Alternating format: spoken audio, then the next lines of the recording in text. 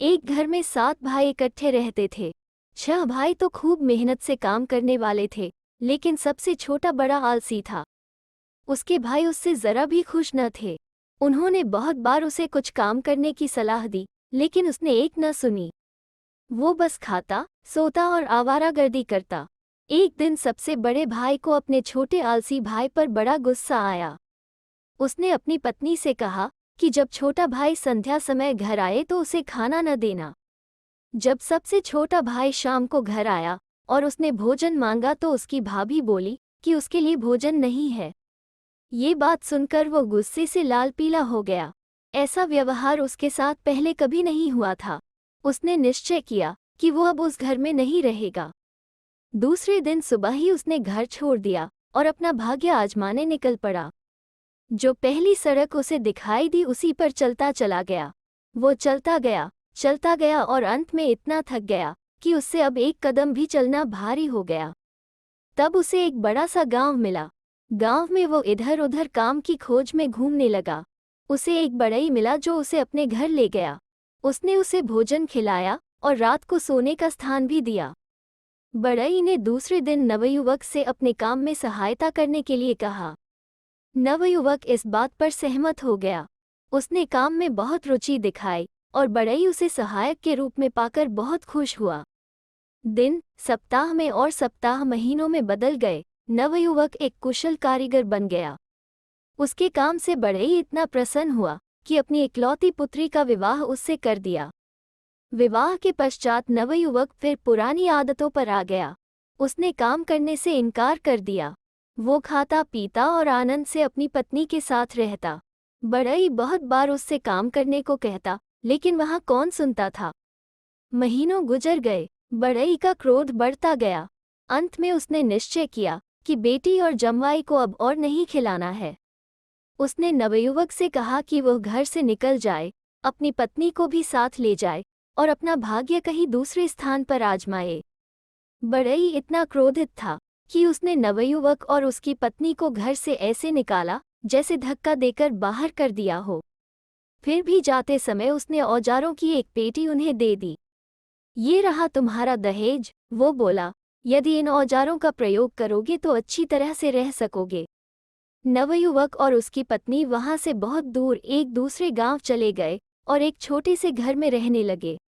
आरंभ में उनके पास थोड़े से पैसे थे, उससे वह अपनी गुजर बसर करते रहे, लेकिन कुछ दिनों बाद कुछ भी न बचा। अब उसकी पत्नी बोली, यदि तुम भूख से नहीं मरना चाहते हो तो जाकर कुछ काम करो। मैं क्या काम करूं? उसने पूछा। जंगल में जाओ, वो बोली, और कुछ लकड़ी काट कर ले आओ। उस लकड़ी से कुछ फर्नीचर बनाओ और उसे बाजार में बेचो। दूसरे दिन सुबह वो जंगल गया, वहां से कुछ लकड़ी काट कर घर ले आया। उसने बड़े परिश्रम से उस लकड़ी से कुछ फर्नीचर बनाया। अगले दिन उसने वो सब सामान बाजार में बेच दिया। उसकी पत्नी प्रसन्न थी। वो अब वे सब चीजें खरीद सकती थी जो उसे घर के लिए चाहिए थी। इस तरह उसका पति काम करता रहा, लकड़ी काट कर लाता, सामान बनाता और बाजार में बेच देता। एक दिन वो अच्छी लकड़ी की खोज में जंगल में बहुत दूर निकल गया। वहां जब उसने 2 आदमियों को बातें करते सुना तो उसे बड़ा आश्चर्य हुआ। उसने चारों ओर देखा लेकिन कोई दिखाई न दिया। वहां केवल 2 बहुत ऊंचे ऊंचे पेड़ खड़े थे। उनमें से एक पेड़ को उसने काटा और उसकी लकड़ी को घर ले आया। उस लकड़ी से उसने एक अति सुंदर पलंग बनाया। दूसरे दिन वो पलंग को बेचने के लिए बाजार ले गया। उस देश का राजा वहां से गुजर रहा था। उसने उस सुंदर पलंग को खरीद लिया। राजा नए पलंग पर सोना चाहता था। उसने नौकरों को आज्ञा दी कि उसका बिछौना नए पलंग पर लगाएं।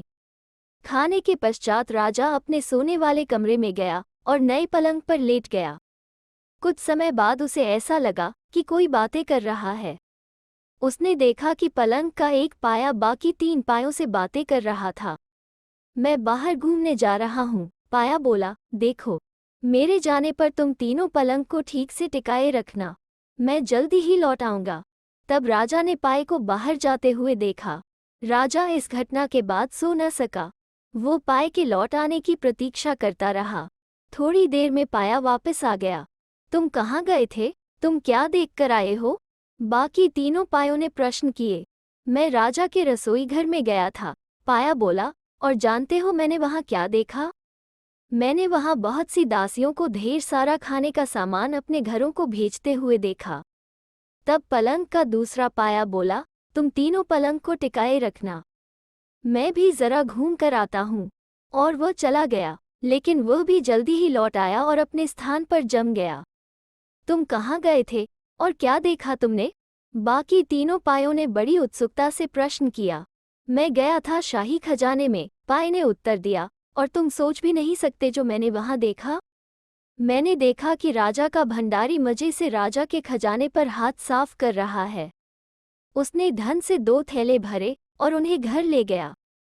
अब मेरी बारी है, तीसरा पाया बोला, मैं जल्दी ही लौट आऊंगा। देखो, पलंग को ठीक से टिकाए रखना।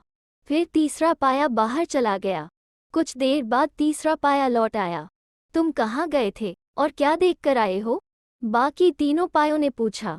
तीसरा पाया सीधा अपने स्थान पर चला गया।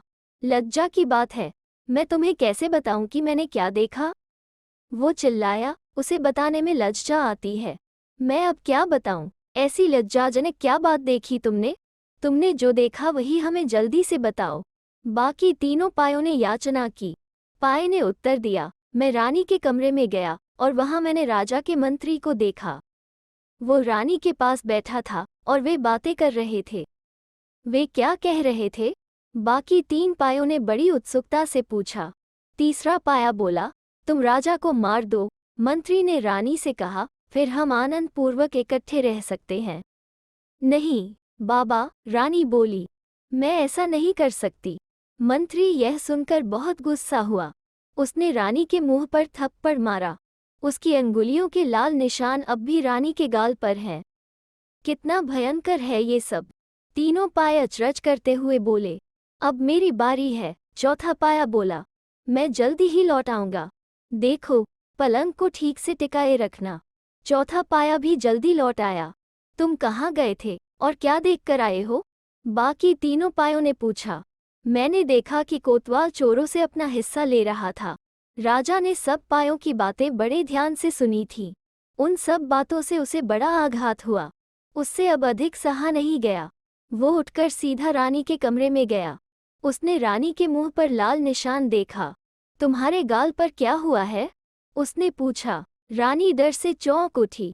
मेरा गाल? वो बोली, अरे हाँ, मेरे खरोंच लग गई है। राजा ने अपने सिपाहियों को बुलाया और मंत्री, भंडारी, कोतवाल और दासियों को बुलाने के लिए कहा। उसने मंत्री, रानी और कोतवाल को जेल में डलवा दिया। भंडारी और दासियों को भी सजा देने की आज्ञा दी। राजा अपने आप को उस आदमी का बड़ा कृतज्ञ मान रहा था जिसने उसे पलंग बेचा था। वो उसे पुरस्कार देना चाहता था, लेकिन उसका पता ही नहीं लग रहा था। राजा ने डंडी पिटवाई कि पलंग बनाने वाला उसके पास आए। नवयुवक ने डोंडी के बारे में सुना, लेकिन उसे डर था कि शायद पलंग में कुछ नुक्स रह गया है। वो डर के मारे छिप गया। अंत में राजा के सेनापति को उसका पता चल गया। वो उसे पकड़कर राजा के पास ले गया। तुमने इस अद्भुत पलंग को मुझे बेचकर मेरी जान बचाई है, राजा उससे बोला। मैं तुम्हें इनाम देना चाहता हूँ। राजा ने उसे बहुत सारा धन और एक घर दिया। नवयुवक आश्चर्यचकित रह गया, लेकिन वो इस भेंट के लिए राजा का कृतज्ञ था। अब उसे काम करने की कोई जरूरत नहीं थी। वो और उसकी पत्नी शेष जीवन तक आनंदपूर्वक उस घर में रहे। तो दोस्तों, कैसी लगी आज की कहानी? अगर अच्छी लगे तो शेयर, लाइक और चैनल को सब्सक्राइब जरूर करें। फिर मिलते हैं एक नई कहानी के साथ।